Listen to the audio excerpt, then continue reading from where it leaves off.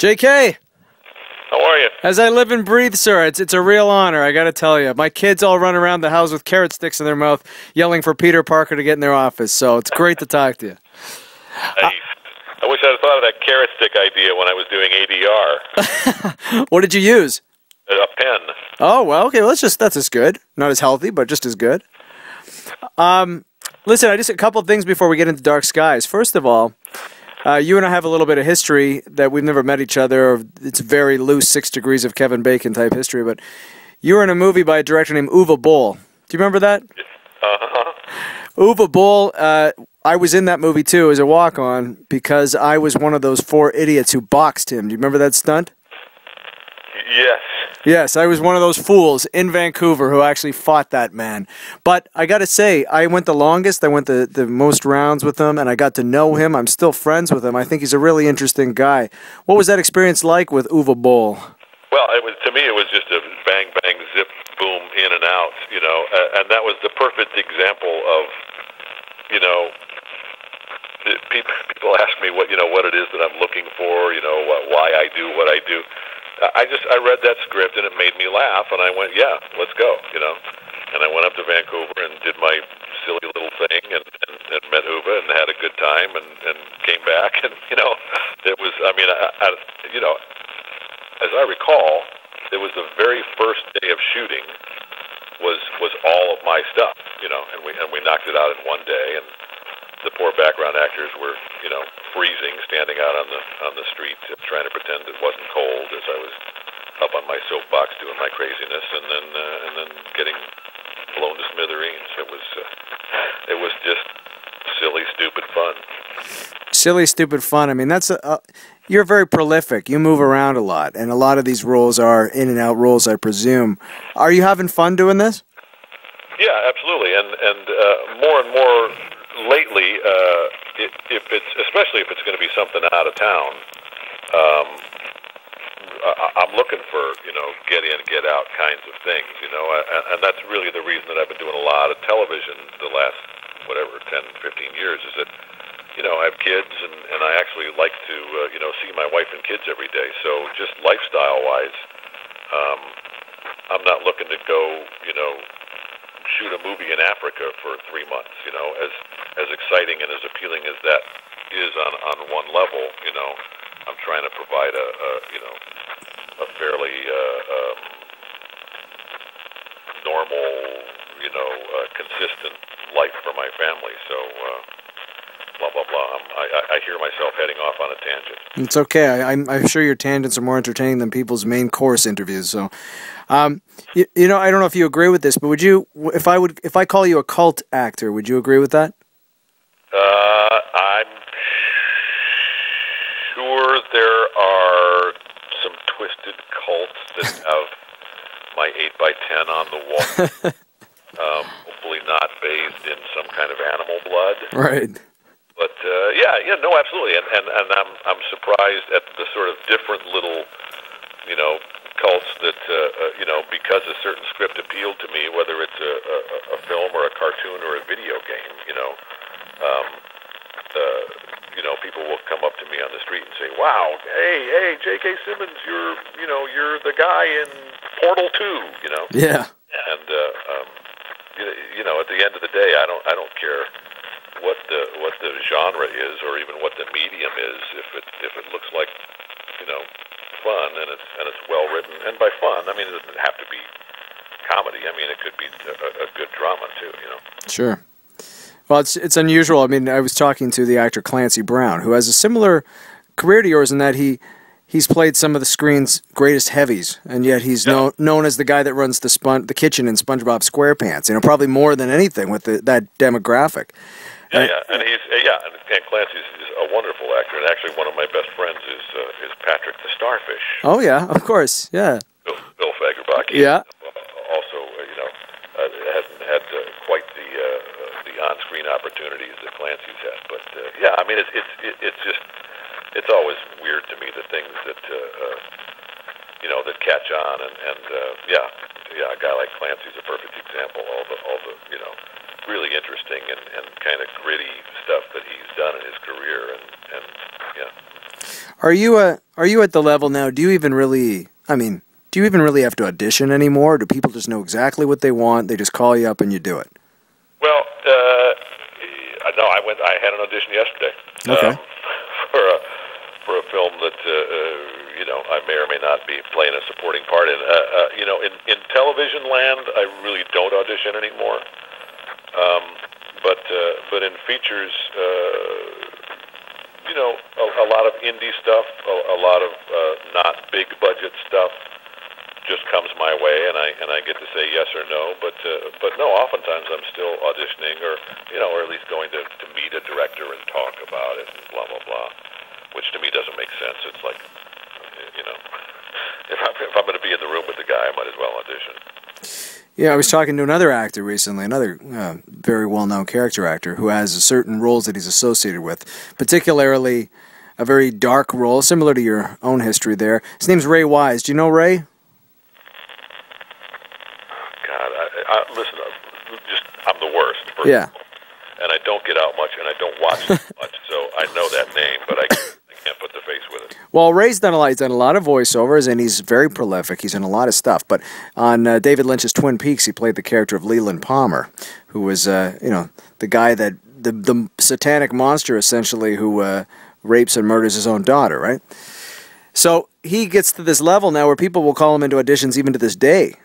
Not even because they want him for the role, just because they want to meet Leland Palmer. Do you still get the cult of Schillinger around you? People just want to meet Vern Schillinger?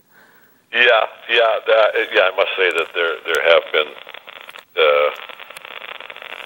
there have been moments like that where it's like, wow, I'm kind of in this room just because you're geeky about this one particular thing I did, whether it's that or whatever. It could be that, it could be Spider-Man, whatever. I run the world's biggest horror film magazine, Fangoria, and I've always wanted to find a way to work Schillinger in there as one of the greatest human monsters, and he really is. Was it hard to shake that once Oz finished, to shake that role, to shake perceptions of what people thought you were? Well, it was hard to shake in a few different ways. First of all, especially the first season, and I think this was true for a lot of us on that show. It was hard to just shake those characters off at the end of the day, and just get back to life. Go home to my wife, who was playing a dancing spoon on Broadway. But then, and that was, as I probably know, really my first sort of big, high-profile on-camera thing. I was a theater guy, like a lot of the actors on that show, and that was my first opportunity, really being in the public eye. And I was somehow smart enough at the time.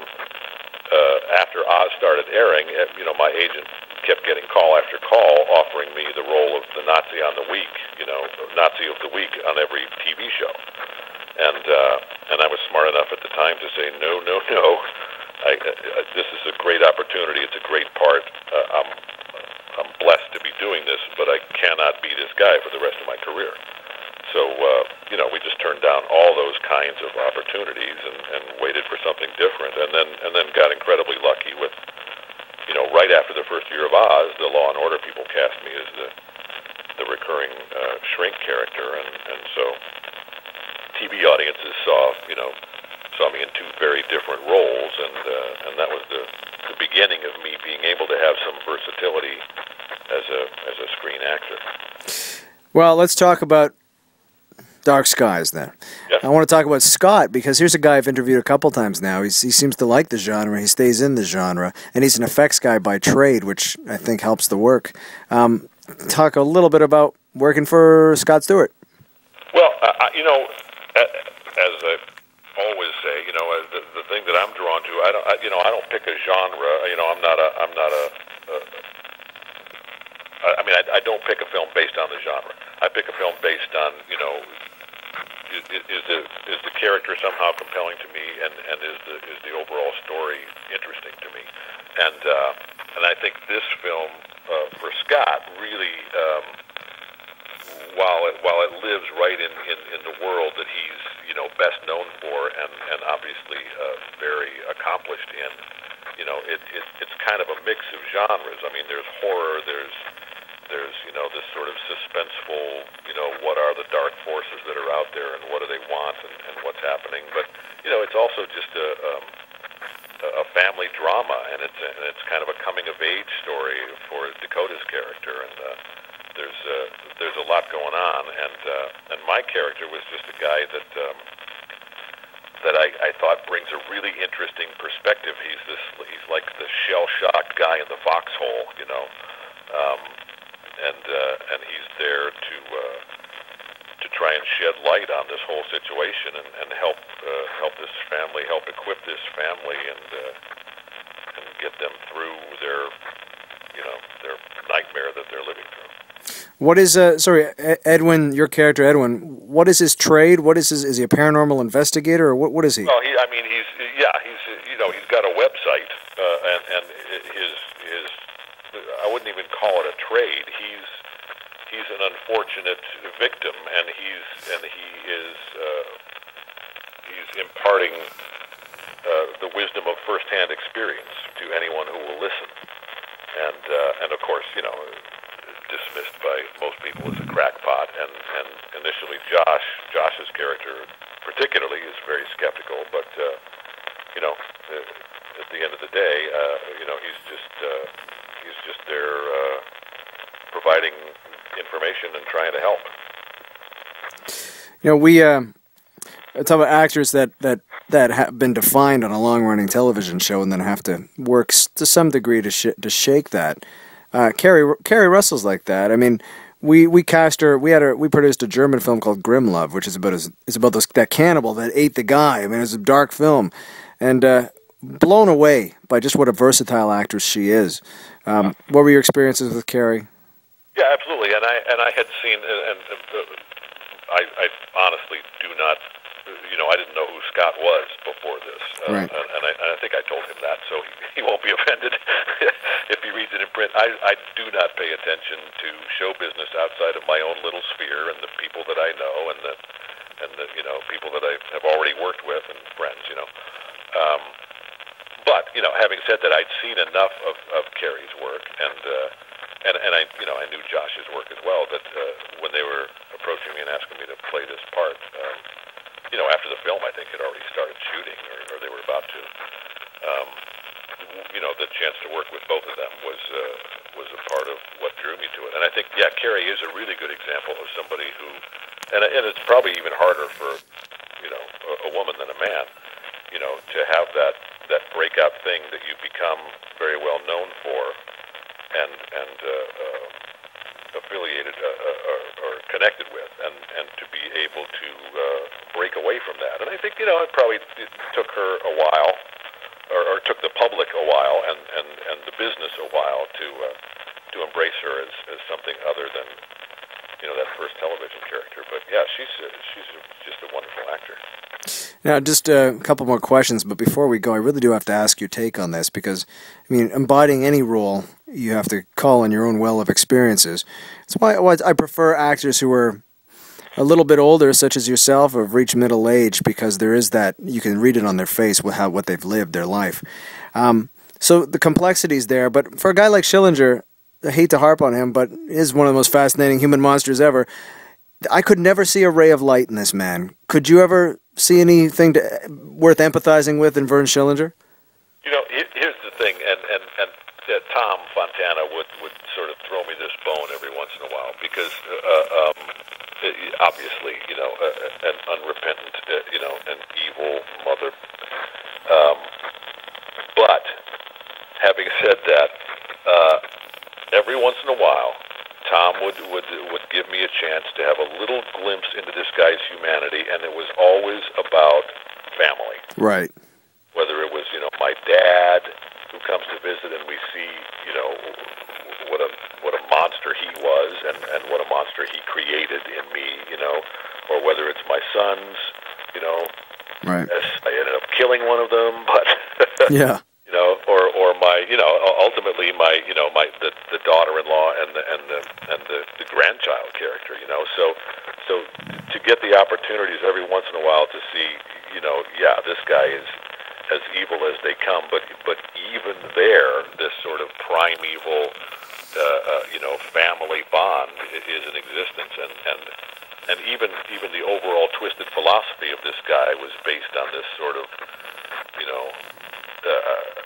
love of his family and his extended family, and in this case, his extended family was, the Aryan race, and anybody who wasn't was, not going to be a happy person after their interaction with Mr. Schillinger. But yeah, that was the little thing that every once in a while was there to sort of attach to something that you could actually compute as being a human being. There's a little bit of a parallel, and it may seem broad on the surface, but not just because you played him, but there's still a parallel in the character of J. Jonah Jameson, the fact that he's he's not a bad guy, but he's an asshole, and he's very single-minded in his beliefs, and he's unwavering. But how do you view J. Jonah Jameson? Do you view him as a cartoon, or do you view him as a flesh-and-blood character? Well, he was the guy that, to me, as I approached doing that, in terms of how he would be, how I would portray him, he seemed like the one that would sort of jump most directly off the pages of the comic books. Right. That we could afford to be really broad with him, and the best way to make his egotism and his all the negative aspects of his character, the best way to portray those was comically, and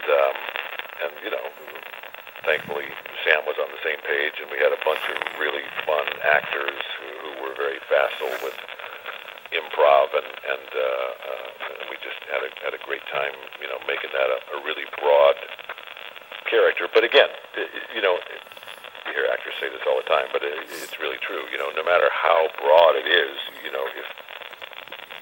if for me and for most actors, you have to feel that you are grounded in some kind of reality, and even with Jameson, or even with some of the cartoons that I do, that's the case. Probably a question that you're not allowed to answer or can't answer, but will we see J. Jonah Jameson again on screen? I can't answer it because the answer is I have no idea. Okay, fair enough. But you'd do it if you could, yes?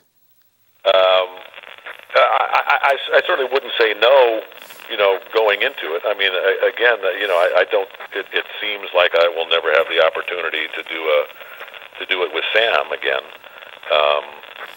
and that would obviously be my first dream. But you know what? It's like anything else. If a script lands on my desk, I'll look at it. Fair enough. Listen, if a script landed on your desk called J.K. Simmons Does the Dishes, I'd still line up to see that movie, man. I love watching you on screen. Thanks a lot. All right, take care. Good luck with the movie. I look forward to it.